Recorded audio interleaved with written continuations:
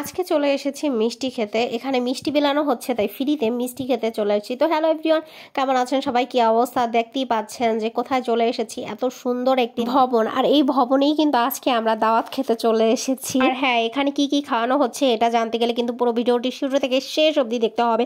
আর দেখে সুন্দর একটা কমেন্ট করতে হবে এবং ভিডিওতে একটা লাইক দিতে হবে। তো চলো ভিডিওটা দেখতে থাকি। তো শুরুতে কিন্তু এরকম সুন্দর সিঁড়ি পেয়ে যাবে এবং পাশে কিন্তু সুন্দর বসার জন্য তোমাদের সিট দিয়ে দেবে এবং খাবারের জন্য হাতে হাতে কিন্তু প্যাকেট ধরিয়েও দেবে। প্যাকেটেও খেতে পারো, নাও খেতে পারো, সোজাসুজি রুমে চলে যেতে পারো। আর আমি একটু ভিডিও টিডিও করার জন্য সুন্দর করে ভিডিও করছি তোমাদের দেখানোর জন্য। দেখতেই পাচ্ছ কত নিট অ্যান্ড ক্লিন ভাবে জায়গাটা রাখা হয়েছে।